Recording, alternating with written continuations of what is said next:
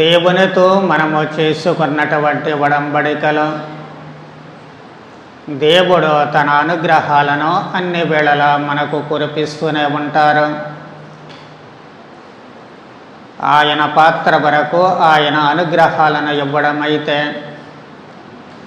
మన పాత్ర ఏమిటి అంటే ఆ అనుగ్రహాలను స్వీకరించడము. ఆ స్వీకరించడానికి తగినటువంటి అర్హతను సంపాదించుకోవడము.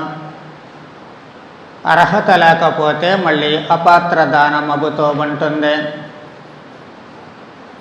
మనము చిల్లుబడినటువంటి కుండలో ఎన్ని నీళ్లు పోసినా అవి కారిపోతూనే ఉంటాయి తప్ప అక్కడ ఉండవు. అలాగే మనము కూడా ఈ మనలో పవిత్రత అనేటువంటి అర్హత లేకపోయినట్లయితే దేవుడు ఇచ్చేటువంటి ఆ వరాలు ఇస్తూనే ఉంటారు, పోతూనే ఉంటాయి, మనం అలాగే మిగిలిపోతూ ఉంటాము. మరి ఈ పవిత్రత అనేటువంటి అర్హతను మనం సాధించడానికి మార్గం ఏమిటి అనేటువంటిది మనకు నిర్గమకాండములో చెప్పబడుతూ ఉంటుంది. 20వ అధ్యాయాన్ని మనము జాగ్రత్తగా చదువుకున్నట్లయితే ఇశ్రాయేలీయులకు దేవుడు ఇచ్చినటువంటి ఆజ్ఞలు మనము చూస్తూ ఉన్నాము. వాటిని మనము 10 ఆజ్ఞలుగా పిలుచుకుంటూ ఉన్నాము. దేవుడు ఆనాడు ఇశ్రాయేలీయులు పవిత్రులుగా జీవించడానికి, ఈనాడు మనము పవిత్రులుగా జీవించడానికి అవసరమైనటువంటి నియమ నిబంధనలు. ఈ నియమ నిబంధనలు 2 భాగాలుగా చెప్పారు దేవుడు. మొదటి 3 ఏమో దేవుడికి సంబంధించినవి, దైవారాధనకు సంబంధించినవి. మిగిలిన 7 కూడా మనిషి జీవితానికి సంబంధించినవే, మనిషి ఔన్నత్యానికి సంబంధించినవే, మనిషి మంచి నడవడికి సంబంధించినవే. తద్వారా మానవ జీవితము శాంతి సమాధానాలతో విరజిల్లాలి అనేటువంటిది దేవుని యొక్క ఉద్దేశ్యము. అందుకే ఆ 10 ఆజ్ఞలు ఎప్పుడూ కూడా మనము ఆచరిస్తూ ఉండాలి. దీక్ష స్వీకరించినటువంటి వాళ్ళు ప్రమాణము చేసేటువంటి సమయంలో మేము 10 ఆజ్ఞలను తూచా తప్పకుండా ప్రతిరోజు ఆచరిస్తాము అని చెప్పి వాగ్దానం చేస్తూ ఉంటారు. సరే, వాళ్ళు ఈ దీక్షాకాలంలో ప్రత్యేక శిక్షణ కోసము వాగ్దానము చేస్తే మనము జీవితాంతము కూడా ఆచరించాలి అని చెప్పి మనందరము వాగ్దానము చేస్తూనే ఉన్నాము. ఈ వాగ్దానాన్ని ఎంతవరకు నిలబెట్టుకుంటామో అనేటువంటిది సమస్య. అయితే అసలు సమస్య మరొకటి ఉంది. ఆ వాగ్దానాలు ఏంటి అనేటువంటివి మనకు గుర్తుండాలి కదా. ఆ ఆజ్ఞలు ఏంటివి అనేటువంటిది మనకు తెలియాలి కదా. మనకు ఆజ్ఞలు ఏంటో తెలిస్తేనే ఆచరించడానికి కుదురుతుంది. అసలు ఆజ్ఞలే తెలియదనుకోండి, మనం ఆచరించడానికి అక్కడ ఏమీ ఉండదు. ఒక్కసారి మనల్ని మనం పరీక్షించుకుందాం. ఈరోజు అందరూ కలిసి 10 ఆజ్ఞలు చెప్పండి. పిల్లలు ఎవరూ చెప్పొద్దు. పిల్లల నోటి మీద వేలేసుకోండి, పెద్దవాళ్ళు మాత్రం చెప్తారు. మొట్టమొదటిది ఓకే, దేవుడిని మాత్రం ఆరాధించదుగాక. రెండోది దేవుని నామము వ్యర్థంగా పలకొద్దు. మూడోది ఓకే, 4, 5, 6, 7, 8, 9, 10.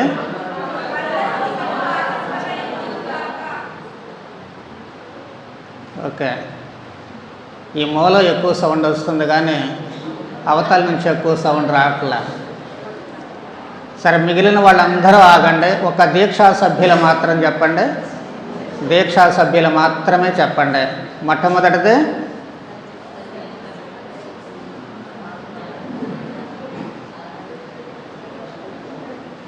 అట్లయితే రేపు సాయంత్రం ప్రసంగం చెప్పేటప్పుడు నేను ఖచ్చితంగా ముందు 10 ఆజ్ఞలు అడిగి ఆ తర్వాతే ప్రసంగం చెప్తాను. లేకపోతే ఉచితం వేస్టే.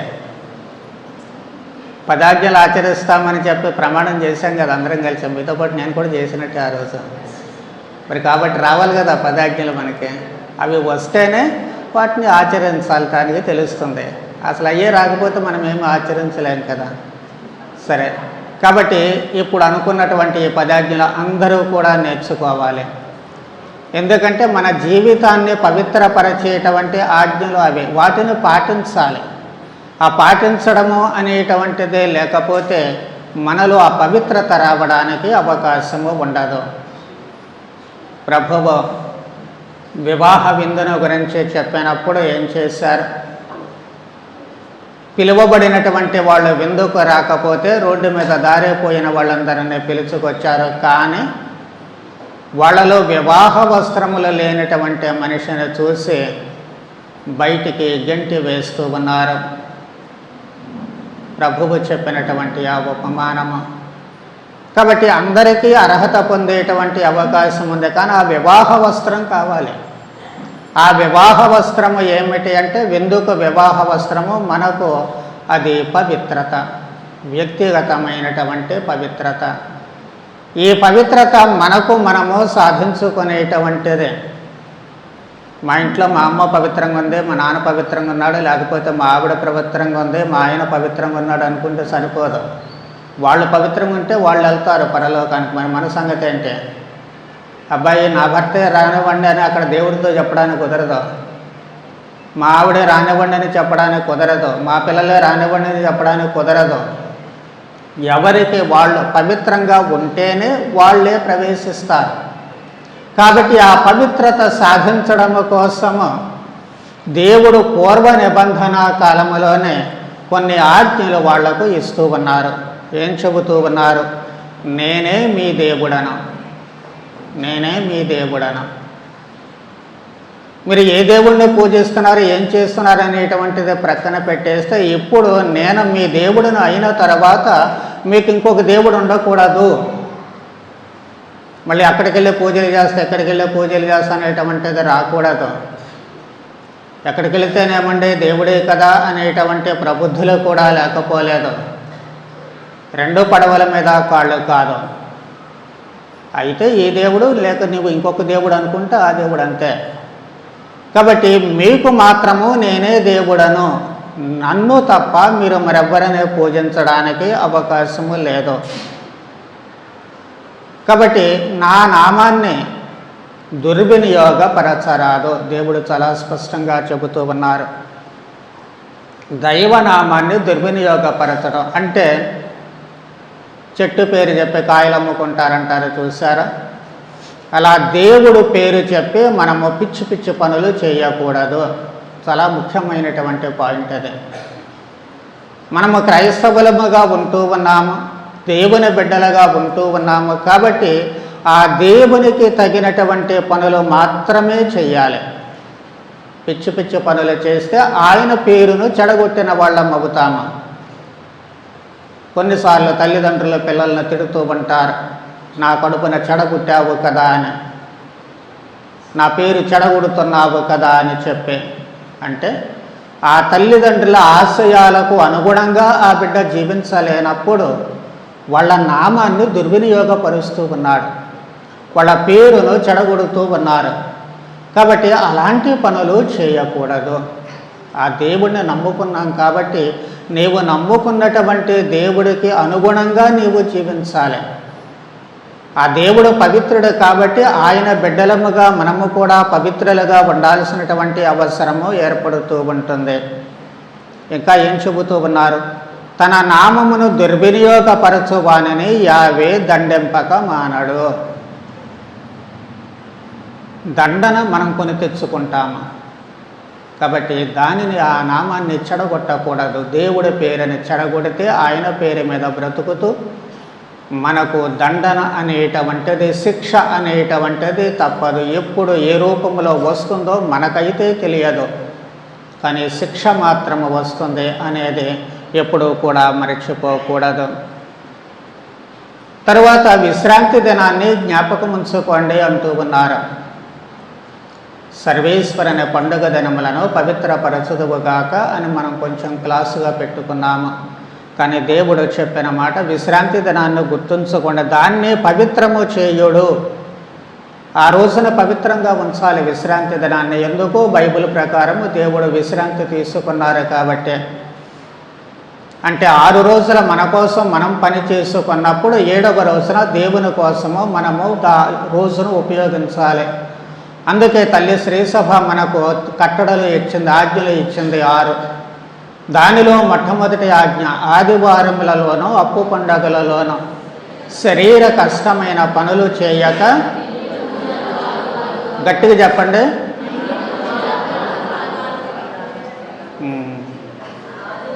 ఒక్కసారి మన సీసీ ఫుటేజ్ చూస్తే నేను పితాపుత్ర వేసినప్పుడు ఎంతమంది గుళ్ళో ఉన్నారు అనేది మనకు తెలుస్తుంది. అంటే నిండు పూజ, మొదటి శిలబ గురుతు దగ్గర నుంచి ఆఖరణ గురువు మనకు ఆశీర్వదిస్తారు చూశారు, అప్పటి వరకు కూడా మనము కూర్చోవాలి, దివ్య బలి పూజలో పాల్గొనాలి. అది నిండ పూజ. అది ఎవరో చెప్పిన మాటలు కాదు, దేవుడు చెప్పినటువంటి మాటలే. ఆ రోజు దేవుడి కోసం మనం అర్పించాలి. దాంట్లో బోల్డన్ని ఆధ్యాత్మిక భౌతిక ప్రయోజనాలు ఉన్నాయి, మనం ఎప్పుడూ గమనించాం. కానీ ఆధ్యాత్మిక ప్రయోజనాలు ఏమిటి అంటే దేవుడితో కలిసి ఉంటాము, దైవ సన్నిధిలో ఉంటాము. నా సన్నిధిని మెలుగుమని దేవుడు అంటూ ఉన్నారే, దైవ సన్నిధిలో ఉంటాము. దైవ సన్నిధిలో ఉంటే ఏం జరుగుతుంది? మనసుకు ప్రశాంతత కలుగుతుంది, మనసుకు ప్రశాంతత కలుగుతుంది. ఈ 6 రోజుల పాటు పనులు చేస్తాము, విపరీతమైన చికాకులు ఉంటాయి, కోపాలు ఉంటాయి, పోట్లాట్లు ఉంటాయి, ద్వేషాలు ఉంటాయి, వాటమి ఉంటుంది, గెలుపు ఉంటుంది, అన్నీ మిళితమై ఉంటాయి. అలసిపోయి ఉంటాం, మానసికంగా అలసిపోయాము, విశ్రాంతి కావాలి. ఆ మనసుకు అసలైనటువంటి విశ్రాంతి ఎక్కడ? ఇదిగో ప్రభువు దగ్గర. అందుకే భారముచే అలసి సొలసి ఉన్న సమస్త జనులారా నా వద్దకు రండి, మీకు విశ్రాంతినిస్తానన్నారు ప్రభువు. కాబట్టి దైవ సన్నిధికి వచ్చి అక్కడ భక్తితో నిజంగా మనం కళ్ళు మూసుకొని ప్రార్థన చేస్తే, ఆ ప్రార్థనలో పాల్గొంటే అసలేం ప్రార్థన చేయని అవసరంలా, నోరు మూసుకొని దేవుడి సన్నిధిలో కూర్చొని వేరే ఆలోచనలు ఏమీ లేకుండా మనసును పూర్తిగా ఖాళీ చేయండి. దైవ సన్నిధి ఆ మనసులోకి వస్తుంది. అది ఖాళీ చేయకుండా ఎక్కడ కూర్చొని మళ్ళీ మనం వాటి గురించి వీటి గురించి ఆలోచిస్తూ కూర్చుంటే, ఫోన్లు మాట్లాడుకుంటూ పక్కమ్మటోళ్ళతో బుస్కో కబుర్లు ఆడుకుంటూ కూర్చుంటే మళ్ళీ అది ఖాళీ ఎక్కడ ఉంది, ఎక్కడ డంప్ చేస్తూ ఉన్నాం. మున్సిపాలిటీ వాళ్ళు చెత్త ఎక్కువగా ఉన్నప్పుడు మళ్ళీ ఇంకా నొక్కు కూర్చి దాంట్లో కూకుతూ ఉంటారు ట్రాక్టర్లో. మనం చేసేది అదే ఎక్కడికి వచ్చిన తర్వాత కూడా. కానీ అది ఖాళీ చేయాలి. ఆ ఖాళీ చేస్తేనే దేవుడు తన మహిమతో నింపుతారు. అందుకే ఖాళీ మనస్సు దైవ సన్నిధికి వచ్చినప్పుడు అది ఆధ్యాత్మిక ప్రయోజనం. దానితో పాటు ఖాళీగా ఉంటేనే మనకి ఇక్కడ ఇవ్వబడేటువంటి దైవ వాక్కు అర్థం అవుతుంది, కాస్త బుర్రలోకి ఎక్కుతుంది. అర్థమైనటువంటిది మనం అనుసరించాలి అనేటువంటి ఒక నిర్ణయానికి వస్తూ ఉంటాము. ఇక్కడ దేవుని యొక్క కుమారుడైన ప్రభువైన యేసుక్రీస్తు శరీర రక్తాలు స్వీకరిస్తాం కాబట్టి నూతన స్ఫూర్తి, నూతన శక్తి మనకు వస్తూ ఉంటుంది. అప్పుడు క్రొత్త వ్యక్తులమ్మగా, నూతన వ్యక్తులమ్మగా బయటికి వెళతాము. సమాధానముతో వెళ్ళి క్రీస్తు ప్రేమలో జీవించడానికి సమాధానం రావాలి. ఇక్కడ పూజ అయిన తర్వాత నీకు సమాధానం రాకపోతే గేట్ దాటామో, గేట్ దాటిన అవసరం లేకపోతే ఈ గుమ్మం దాటితే చాలు, అక్కడే పోట్లాడుకుంటాం. కొన్నిసార్లు మరీ ఘోరంగా లోపలే పితాపుత్ర అయిపోయినామంటే ముందు పోట్లాడుకోవడం, ఆ తర్వాత మిగతా విషయాలు. ఎందుకంటే సమాధానం లేదు మనస్సుల్లో. ఆ సమాధానం తెచ్చుకోవాలి, దానికోసమే మనం ఇక్కడ అడుగు పెట్టేది. మరి ఆ సమాధానం లేకపోతే ఎలా? అందుకే అన్నీ వదిలివేసి ఆ రోజు నా కోసం అర్పించండి అని చెప్పి దేవుడు అంటూ ఉన్నారు. దేవుడు తప్ప మరొకటి ఆలోచనలలో ఉండకూడదు. అప్పుడే మనకు మానసికమైనటువంటి ప్రశాంతత అనేటువంటిదే కలుగుతూ ఉంటుంది. దేవుణ్ణి జ్ఞాపకం చేసుకుంటూ ఉంటే మనలో ద్వేషం పోతుంది, కోపం పోతుంది. ఎవడన్నా మనకు ద్రోహం చేసినా పోనీలే, ఎవరి పాపాన్ని వాళ్ళు పోతారని మనం క్షమించేటువంటి మనస్సు వస్తూ ఉంటుంది. అలాంటి మనసు మనకు ఉంటే మనల్ని ఇంకా దేవుడు మెచ్చుకొని అవసరమైన వరాలలో ఆయనే మనకు సహాయంగా వస్తూ ఉంటారు. అందుకే ఆ సబ్బాతు దినము లేక విశ్రాంతి దినాన్ని పవిత్రపరచాలి, నిండు పూజలో పాల్గొనాలి. ఇది మనకు ఆధ్యాత్మికమైనటువంటి మానసికమైనటువంటి ప్రయోజనం. దీనితో పాటు శారీరక ప్రయోజనం కూడా ఉంది. అదేమిటి అంటే 6 రోజుల పాటు నువ్వు కష్టపడుతూ ఉన్నావు. 6 రోజుల పాటు కష్టపడినప్పుడు ఈ శరీరము మనసు అలసిపోతుంది. దానికి రెస్ట్ కావాలి, విశ్రాంతి కావాలి. ఒకరోజు దానికి వారంలో విశ్రాంతి ఇస్తేనే అది మళ్ళీ తిరిగి సరిగా పనిచేయడానికి అవకాశం ఉంటుంది. ఈ శరీరం ఒక యంత్రం లాంటిదే. మరి 24 గంటలు పని చేసుకుంటూ పోతూ ఉంటే ఎంతకాలం పనిచేస్తూ ఉంటుంది? సరే, పని పాట లేకుండా తిరిగే వాళ్ళ ప్రక్కన పెట్టండి, వాళ్ళ గురించి నేను మాట్లాడడం లేదు. పనిచేసే వాళ్ళని గురించి మాట్లాడుతూ ఉన్నాను. కాబట్టి మన శరీరానికి ఈ రెస్ట్ అనేటువంటిది, విశ్రాంతి అనేటువంటిది అవసరము. మన శరీరంలో ఉన్నటువంటి అవయవాలు సరిగ్గా పనిచేయాలి అంటే వాటికి విశ్రాంతి అనేటువంటిది అవసరము. కాబట్టి శరీరావయవాలన్నిటికీ కూడా ఒకేసారి మనం ఇక్కడ విశ్రాంతిని ఇస్తూ ఉన్నాము. శరీరముతో పాటు మనసుకు రెండిటికీ ఒకేసారి మనం ఇక్కడ విశ్రాంతిని ఇవ్వడము ద్వారా ఈ శరీరము రీసెట్ అవుతూ ఉంటుంది. రీసెట్ అంటేనే మీకు బాగా అర్థమవుతూ ఉంటుంది ఇప్పట్లో తెలుగులో కంటే. కాబట్టి అంటే ఆ వ్యవస్థ పునర్వికరించబడుతూ ఉంటుంది. ఎప్పుడైతే అది పునర్నిర్మాణము గావించబడుతూ ఉంటుందో, పునర్వ్యవస్థీకరించబడుతూ ఉంటుందో, అప్పుడు మళ్ళీ శరీరం సరిగ్గా పనిచేస్తుంది. ఏ పార్ట్ కా పార్ట్ శుభ్రం అవుతూ ఉంటుంది, మనసు పరిశుభ్రం అవుతూ ఉంటుంది, కొత్తగా మనం పనులు చేయడానికి అవకాశం కలుగుతుంది. కాబట్టి ఈ విధంగా 2 రకాలైనటువంటి ప్రయోజనాలు మనకు విశ్రాంతి దినాన కలుగుతూ ఉంటాయి. అందుకే ఆ రోజున తల్లి శ్రీ సభ కష్టమైనటువంటి పనులు మానేసి దివ్య బలి పూజలో పాల్గో అని చెప్పి అంటూ ఉంటుంది. ఆ తర్వాత శరీరానికి విశ్రాంతి, ఇక్కడ మనసుకు విశ్రాంతి, దీంతో పాటు అక్కడ మనము శరీరానికి విశ్రాంతిని ఇస్తూ ఉంటాము. ఇవి మనకు ఆధ్యాత్మికంగా అంటే దేవుడికి సంబంధించినటువంటివి ఇవన్నీ కూడా. ఆ దైవనామాన్ని పూజిస్తాము, దైవనామాన్ని మనము పవిత్రీకరిస్తూ ఉంటాము. మిగిలినటువంటి 7 ఆజ్ఞలు కూడా మనకు సంబంధించినటువంటివే. ఏం చెబుతూ ఉన్నారు? మొట్టమొదటిది స్టార్టింగ్ పాయింట్, నీ తల్లిదండ్రులను గౌరవింపము. తల్లిని అవమానించేవాడు శాపానికి గురవుతాడు. మనం సిరాకు గ్రంథం చదువుకున్నట్లయితే చాలా స్పష్టంగా ఆయన చెబుతూ ఉంటాడు. తల్లి శాపము మనిషిని నాశనం చేస్తుంది అంటూ ఉంటాడు. తండ్రిని గౌరవించేటువంటి వాడు గొప్ప ధనాన్ని సంపాదించుకుంటూ ఉంటాడు. ఎందుకంటే తండ్రి కష్టపడేటువంటి వాడు కాబట్టి ఆ విధంగా మనకు లాభం చేకూరుతూ ఉంటుంది. కాబట్టి ఆ మొట్టమొదటి ఆజ్ఞే తల్లిదండ్రులను గౌరవించాలి. ముసలితనం వచ్చినప్పుడు, లేకపోతే వాళ్ళకు చేత కానప్పుడు, వాళ్లకు లేక మానసిక దౌర్బల్యము లాంటివి ఏర్పడినప్పుడు, ఏ రకమైనటువంటి ఇబ్బందులు వాళ్లకు కలిగినప్పుడు అన్ని వేళలా అన్ని సమయాలలో మనము వాళ్లను గౌరవించాల్సినటువంటి అవసరము ఏర్పడుతుంది. వాళ్ళ ఆలన పాలన చూడాల్సినటువంటి అవసరము ఏర్పడుతుంది. ఈ రోజుల్లో కొంచెం వ్యాపార ధోరణి ఎక్కువ అవుతూ ఉంటుంది. వాళ్ళు మనకేం చేస్తున్నారు ఏంటి అనేది పోయి ఇప్పుడు 2-3 పిల్లలు ఉంటే నువ్వు చూస్తావా నేను చూస్తాను, నువ్వెందుకు చూడవు, నువ్వు చూడవు, అమ్మ నాన్నలు నీకే ఎక్కువ సేవ చేశారు, నీ పిల్లలకే ఎక్కువ సేవ చేశారు కాబట్టి నువ్వే చూడ, మేము చూడం. ఇలాంటి ఆలోచనలు ఎక్కువైపోతూ ఉన్నాయి. ఇండివిజువాలిటీ అనేటువంటిది పెరిగిపోయేటువంటి ఆధునిక యుగంలో, కాస్త తెలివితేటలు వృద్ధి అయ్యేటువంటి టైంలో ఇంకా మంచిగా అమ్మా నాన్నలను అర్థం చేసుకొని వాళ్ళని జాగ్రత్తగా చూసుకోవడానికి బదులు వీళ్ళు కొట్లాటలు ఎక్కువైపోతూ ఉన్నాయి. నువ్వంటే నువ్వు, నువ్వంటే నువ్వు. ఇవి చూసినటువంటి తల్లిదండ్రులు చాలామంది మానసిక క్షోభకు గురవుతూ ఉన్నారు. ఎందుకు బ్రతికున్నాంరా దేవుడా ఇంతకాలం అని చెప్పి వాపోయినటువంటి సంఘటనలు లేకపోలేదు. నాతోటే స్వయంగా చెబుతూ ఉన్నారు, స్వామి ఇవి చూడడానికే నేను ఇంకా బ్రతికున్నానా అని. మరీ మానసిక దౌర్బల్యం కలిగినటువంటి వాళ్ళు ఆత్మహత్యలు చేసుకుంటూ ఉన్నారు. కొంచెమన్నా మనకు బుద్ధి ఉండాలి కదా. 9 నెలలు తమ కడుపులో పెంచుకొని ఏమీ రూపురేఖలు లేనప్పుడే మనల్ని పోషించారు వాళ్ళు. ప్రాణాలు అడ్డుపెట్టి మనల్ని ఈ లోకానికి తీసుకుని వచ్చారు. ఏమీ చేతగా అనేటువంటి పసి వయసులో మనకు అన్నీ నేర్పుతూ మనలను పెంచి పెద్ద చేశారు. మరి ఈ రోజున వాళ్లకు చేత కానప్పుడు, వాళ్ళ మనస్సులు బాగలేనప్పుడు,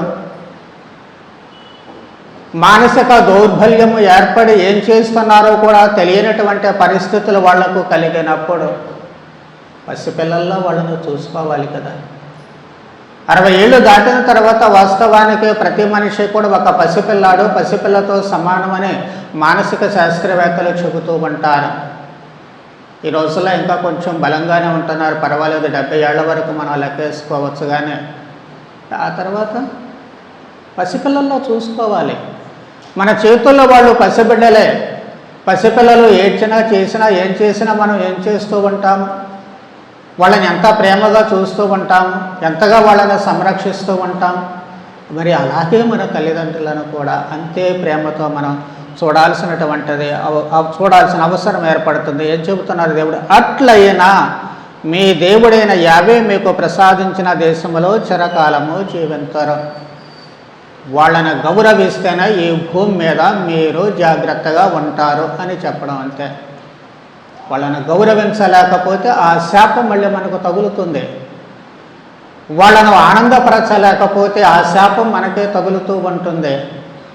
తల్లి శాపాన్ని మించిన శాపం లేదని శరాపు గ్రంథకర్త చాలా స్పష్టంగా చెబుతూ ఉన్నాడు. కాబట్టి తల్లిదండ్రులను గౌరవించాలి, మనం పవిత్రులుగా ఉండాలి అంటే. ఆ తర్వాత ఏం చెబుతూ ఉన్నారు? హత్య చేయరాదు. సరే, మనకు పెద్దగా హత్యలతో పని లేదనుకోండి, ప్రాబ్లం లేదు. కాకపోతే గుర్తుంచుకోవాల్సిందే, మనం కూడా హత్యలు చేస్తూనే ఉంటాం. హత్యల్లో 2 రకాలు ఉన్నాయి. ఒకటి భౌతికపరమైనటువంటి హత్య, కత్తి తీసుకొని కొడుతూ విషం పెట్టి చంపో, లేకపోతే ఇంకేదైనా చేసి చంపడం అంటే శరీరాన్ని చంపడం. కానీ మళ్ళీ ఆత్మను చంపేవాళ్ళు ఉంటారు. ఆ హత్యను గురించి మనం జాగ్రత్త పడాలి. ఆత్మను చంపడం అంటే ఏమిటి అంటే పాపానికి మనిషి ప్రేరేపించడము, ఇతరులు కూడా తప్పు తోవలో వెళ్ళడానికి మనం ఎంకరేజ్ చేయటం, వాళ్ళు తప్పులు చేసేటట్లుగా మనము ప్రోత్సహించడం, ప్రేరేపించడం, తద్వారా వాళ్ళ ఆత్మ నాశనం అవుతుంది. ఆ తర్వాత ఆకలి అంటాం, ఎవరు చేసుకుందో వాళ్ళకే, ఆ మాత్రం బుద్ధి జ్ఞానం లేదంటాం. బుద్ధి జ్ఞానం ఉందో లేదో తర్వాత సంగతి, నీకుంది కదా బుద్ధి జ్ఞానం, మరి నువ్వెందుకు అది చేసావంటే నీవే హత్య చేస్తున్నావు. అందుకే ప్రభు ఏం చెప్పారు? నీ శరీరాన్ని నాశనం చేసే వాళ్ళ గురించి భయపడవద్దు, ఆత్మను నాశనం చేసే వాళ్ళ గురించి భయపడమంటూ ఉన్నారు. వాళ్ళు చెప్పేటువంటి సలహాలు కానీ, వాళ్ళు చేసేటువంటి స్నేహము కానీ, వాళ్ళు ఇచ్చేటువంటి ఏదైనా సరే మన ఆత్మను నాశనము చేస్తుందా లేక బాగు చేస్తుందా అనేటువంటిది మనం ఆలోచించాలి. ఆ హత్యకు గురి కాకూడదు, మనము ఆ హత్య చేయకూడదు. ఎవరి ఆత్మను మనం నాశనం చేయకూడదు. అది మాత్రం చాలా జాగ్రత్తగా పెట్టుకోవాలి. కాబట్టి ఆ హత్యలు కూడా చేయకూడదు. 3వ రకమైనటువంటి హత్య ఉంది, మానసిక హత్య. అది అంటే ఏం చేస్తాం? మనిషిని మానసికంగా చంపేస్తూ ఉంటాము. వివిధ రకాలైనటువంటి ఏమంటాము ఇప్పుడు, టార్చర్ అంటాము. బాధలు పెడుతూ ఉంటాము, ఇబ్బందులు పెడుతూ ఉంటాము. భర్త భార్యను ఇబ్బందులు పెడుతూ ఉంటాడు, త్రాగుస్తూ ఉంటాడు, కొడుతూ ఉంటాడు, తిడుతూ ఉంటాడు, డబ్బులు ఇవ్వడు, పిల్లల్ని ఇబ్బంది పెడుతూ ఉంటాడు, వాళ్ళని మానసికంగా హత్య చేస్తూ ఉంటాడు. రివర్స్లో కొంతమంది భార్యలు అంతగానే చేస్తూ ఉంటారు కొన్ని కుటుంబాలలో. వాళ్ళది అక్కడ పెత్తనం అన్నమాట. కాకపోతే మనం గమనించి ఎవరిదో ఒకరిదో మొత్తానికి ఆ పాత్ర ఉంటుంది. అది పురుషులే కావచ్చు, స్త్రీలే కావచ్చు. కాబట్టి మానసికంగా ఆ రకంగా చేయకూడదు. అలాగే తల్లిదండ్రులు పిల్లలను కూడా కొంతమంది చాలా ఇబ్బంది పెడుతూ ఉంటారు. పిల్లల్ని కదిలినా మెదిలినా వాళ్ళని మానసికంగా హత్య చేస్తూ ఉంటారు. అలాగే స్నేహితులు, అలాగే సంఘము. మనం ఏదో అనుకుంటాం, మన ఇష్టం వచ్చినట్లు అనుకుంటాము, అవతల వాళ్ళని సూటిపోటు మాటలతో ఇబ్బంది పెడుతూ ఉంటాము, వాళ్ళని మానసికంగా హత్య చేస్తూ ఉంటాము. మనం చూస్తూ ఉంటాము రకరకాల వేధింపులు, బయట ఆ వేధింపులు భరించలేక ఆత్మహత్యలు చేసుకున్నారండి అని చెప్పి స్కూల్లో విద్యార్థులే కానీ, ఆఫీసులో పనిచేసే వాళ్ళు కానీ, ఇంకా వేరే వేరే చోట్ల ఎక్కడైనా సరే. అది శారీరకమైనటువంటి హత్య కాదు, మానసికమైనటువంటి హత్య. మానసికంగా వాళ్ళని హత్య చేస్తే ఆటోమేటిక్గా శారీరకంగా కూడా చచ్చిపోతారు అంతే. కాబట్టి ఈ 3 రకాల హత్యలో ఏ హత్య జోలికి మీరు వెళ్ళరాదు అని దేవుడు చాలా స్పష్టంగా చెబుతూ ఉన్నారు. ఆ తర్వాత వ్యభిచరించరాదు. ఇక దాని గురించి పెద్దగా నేను చెప్పాల్సిన పని లేదు, మీరందరికీ బాగా తెలుసు, పుట్టిన పిండే అది. కాకపోతే ప్రభువు ఇంకో మాట కూడా దాన్ని పలుకుతూ ఉన్నారు. వ్యభిచరించడమే కాదు, మనస్సును ఆలోచిస్తే చాలు ఆ మనిషి మనస్సులో వ్యభిచరించినట్లే అని చెప్పి ప్రభువు కొంచెం కలుపుతూ ఉన్నారు. కాబట్టి వాటి జోలికి కూడా వెళ్లకుండా ఉండాలి, పవిత్రంగా ఉండాలి అంటే అని చెప్పి అంటూ ఉన్నారు. ఆ తర్వాత దొంగతనం చేయకూడదు అంటూ ఉన్నారు. పెద్దగా మనం దొంగతనాల జోలికి పోమేమోలో కానీ అది ఎప్పుడూ కూడా మనస్సులో ఉండాలి. దొంగతనం చేయకుండా ఉండటమే కాదు, కానీ వాటిని పాడు చేయటం కూడా, ఇతరుల వస్తువులను పాడు చేయటం కూడా దొంగతనం కిందనే వస్తూ ఉంటుంది. చాలాసార్లు మనకు లేని వేరే వాళ్ళకు ఉంటే వాళ్ళకు ఉండకూడదు అన్నటువంటి కుళ్ళబొత్తితో వాటిని ఏదో రకంగా పాడయ్యేటట్లు చేస్తూ ఉంటాము తెలియకుండా. అలాంటి పనులు చేసినప్పటికీ కూడా అది దొంగతనాల లిస్టులోకే వెళ్ళిపోతూ ఉంటుంది. కాబట్టి ఏ విధమైనటువంటి దొంగతనాల జోలికి వెళ్లకుండా ఉండాలి. ఎవరైనా చేస్తూ ఉన్నా దాన్ని మనం ప్రోత్సహించకుండా వాటిని నిరోధించేటువంటి విధంగా చూడాల్సిన అవసరం ఏర్పడుతూ ఉంటుంది. ఇక ముఖ్యమైనటువంటిది మనకు బాగా పనికొచ్చేది ఏమిటి అంటే, పొరుగువానికి వ్యతిరేకముగా కూట సాక్ష్యము చెప్పరాదు. అబద్ధ సాక్ష్యాలు అవలేలగా చెప్పేస్తూ ఉంటాము. ప్రభు విషయంలోనే మనం చూసాము, బోళ్ళంతమంది కూట సాక్షులు వచ్చే ప్రభువుకు వ్యతిరేకంగా చెబుతూ ఉన్నారు. కాబట్టి ఎవరికి ఏ విధమైనటువంటి అపకారము కలిగేటట్లు అబద్ధ సాక్ష్యాలు పలుకరాదు. అంటే మనకు తెలిస్తే తప్ప, మనము స్వయంగా చూస్తే తప్ప దేని గురించి ఎప్పుడూ కూడా మాట్లాడకూడదు, వత్తాసు పలకకూడదు. సత్యానికి మాత్రమే నేను సాక్ష్యం ఇవ్వడానికి జన్మించానని ప్రభు అంటూ ఉన్నారు. నీవు సాక్ష్యం ఇవ్వదలుచుకుంది సత్యానికి మాత్రమే, వాస్తవానికి మాత్రమే. అది కాకుండా నీటి మాటలకు గనక మనము సాక్ష్యం ఇచ్చినట్లయితే ఆ సాక్ష్య ఫలితము తిరిగి మన మీదకు పడుతూ ఉంటుంది. మనము దానియేలు గ్రంథంలో సుసాన్నా చరిత్ర చదువుకున్నాము, జ్ఞాపకం ఉండే ఉంటుంది. ఆ పెద్దలందరూ కలిసి సుసాన్న మీద నేరము మోపి చివరకు ఆమెను చంపడానికి తీసుకెళ్ళేటప్పుడు దానియేలు ఏం చెబుతూ ఉన్నాడు? ఈ అబద్ధపు సాక్ష్యాలతో నాకు ఎలాంటి సంబంధము లేదు, ఈ శిక్షతో నాకు ఎలాంటి సంబంధము లేదంటూ ఉన్నాడు. అదేమయ్యా నువ్వు ఎలా అంటావు అని చెప్పి అంటే, నేను వాళ్ళని విచారించడానికి నాకు టైం ఇస్తే నేను నిరూపిస్తానంటాడు. ముగ్గురిని విడివిడిగా కూర్చోబెట్టి ప్రశ్నించినప్పుడు 3 రకాలైనటువంటి సమాధానాలు వస్తాయి. అందుట్లో అసలు దొంగ ఎవరో తెలిసిపోతూ ఉంటుంది. కానీ వాళ్ళు ఎందుకు అలా సాక్ష్యము చెబుతూ ఉన్నారు? అబద్ధపు సాక్ష్యము చెప్పితే చివరికి ఏమైంది? ఎవరినో చంపాలనుకుంటే వాళ్ళే చచ్చిపోయారు.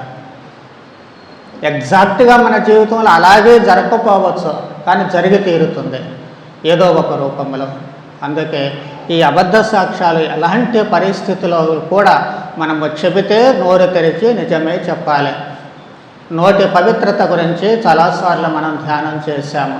కాబట్టి ఈ నోటిలో నుంచి వచ్చేటువంటి మాటల పవిత్రమైనటువంటి మాటలే ఉండాలి. కాబట్టి మనకు ఆ సత్యము తప్ప మరొకటి మన నోట రాకుండా ఉండేటట్లు జాగ్రత్త పడాల్సినటువంటి అవసరము ఏర్పడుతూ ఉంటుంది. ఇక చివరి ఆజ్ఞ చెప్పినటువంటిది, మీ పొరుగువాని ఇంటిని ఆశింపరాదు. పొరుగువాని భార్యను కానీ, దాసును కానీ, దాసుని కానీ, ఎద్దును కానీ, గాడిదను కానీ. మనకు సత్యోపదేశంలో నేర్పేటువంటి ఆజ్ఞలో ఒక్క మాటలో తేల్చేశారు ఇవన్నీ కలిసి. పొరుగువాని సొమ్ముకు ఆశింపక ఉందవుగాక అని చెప్పే. అది ఏదైనా కావచ్చు, భార్య భర్త దగ్గర నుంచి వస్తువుల వరకు. మనుషుల్ని ఆశించడం కూడా అది పాపమే అని దేవుడు స్పష్టం చేస్తూ ఉన్నారు. కాబట్టి ఏ రూపేణ పొరుగువారికి చెందినటువంటిది నీది కాని దాన్ని గురించి నీవు ఆశించినట్లయితే అక్కడ వచ్చేటువంటిది ఏమిటి? మనసులో ఒకసారి ఆలోచన వస్తే క్రియారూపానికి వెళుతూ ఉంటుంది.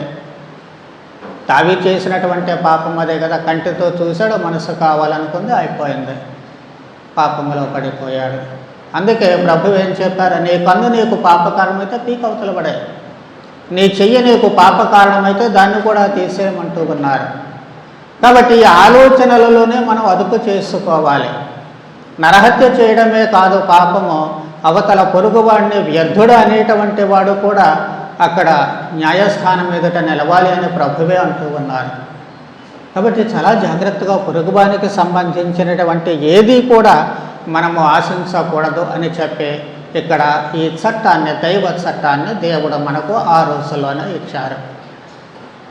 కొన్ని సవరణలో ప్రభువు చేసినప్పటికీ కూడా మూల చట్టము అలాగే ఉంటుంది. అందుకే మనము ఇక్కడ 10 ఆజ్ఞల రూపంలో వాటిని నేర్చుకుంటూ ఉంటున్నాము. చిన్నప్పుడే మనం పట్టిస్తే పెరిగి పెద్దయిన తర్వాత కూడా మనసులో ఉంటాయి, జీవితాన్ని మలుచుకోవడానికి కుదురుతుంది అని చెప్పి ఇక్కడ తల్లి శ్రీ సభ ఉద్దేశ్యము. ఈ ఆజ్ఞలకు గనక మనం తిరోధకాలు ఇచ్చినట్లయితే ఏం జరుగుతూ ఉంటుంది? సువిశేష సంఘటనలో యోహాను సువార్త 2వ అధ్యాయం 13-25 వచనాల్లో దేవాలయము వ్యాపార స్థలంగా మారిపోతూ ఉంటుంది.